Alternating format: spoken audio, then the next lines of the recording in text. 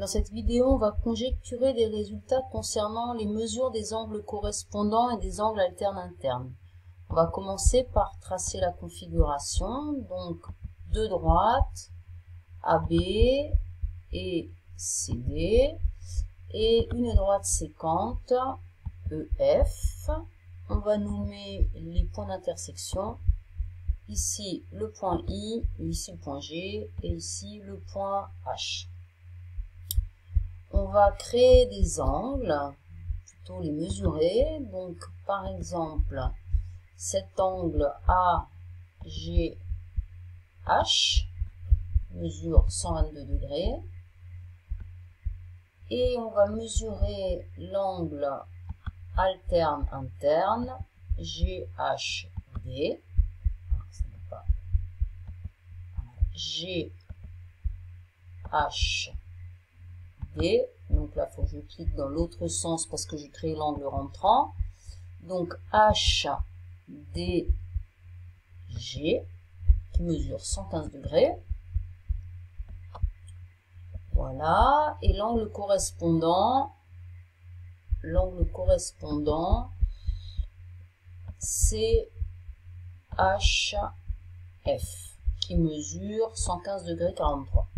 Donc on observe déjà ici ces deux angles de sommet H sont des angles opposés par le sommet, ils ont la même mesure. L'angle AGH et son angle correspondant n'ont pas la même mesure, et les deux angles alternes internes ici n'ont pas la même mesure non plus. On va animer la figure et on va veiller à peut-être ce qu'ils obtiennent, ce qu'ils aient la même mesure. Donc là on s'en approche. 122, alors j'ai 122,1, c'était pas mal.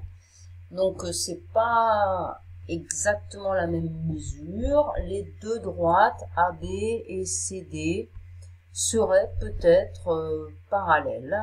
En tout cas, a priori, les angles alternes internes et les angles correspondants n'ont pas la même mesure dans une configuration comme celle que j'ai tracée, à savoir deux droites AB et CD quelconques et une droite EF séquente quelconque.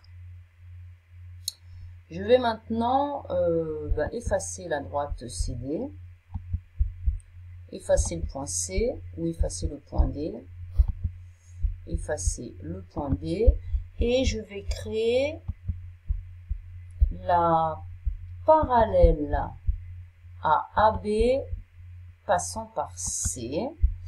Je vais recréer le point D ici sur cette parallèle et le point d'intersection ici H. On va recommencer les mêmes mesures. AGH mesure 122, CHF mesure 122 aussi.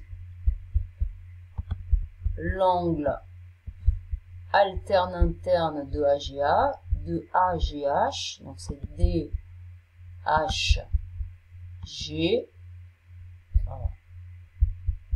Voilà, j'avais pas cliqué l'icône. DHG mesure 122,08 aussi. Donc il semblerait que, en créant ici deux droites parallèles et une séquente, les angles alternes internes ont la même mesure, les angles correspondants ont la même mesure. On va animer la figure. Donc les droites ici restent parallèles, puisque celle-ci était créée parallèle. Les mesures d'angle, la mesure de chaque angle change, mais les angles correspondants gardent la même mesure, les angles alternes internes gardent la même mesure. Si je déplace la figure comme ça, on arrive au cas particulier ici de l'angle droit. On n'est pas loin, même si on n'arrivera pas à y arriver totalement. Et donc, on peut conjecturer, grâce à cette activité, le résultat suivant, c'est que si deux droites sont parallèles, coupées par une séquente, les angles alternes internes et les angles correspondants ont la même mesure.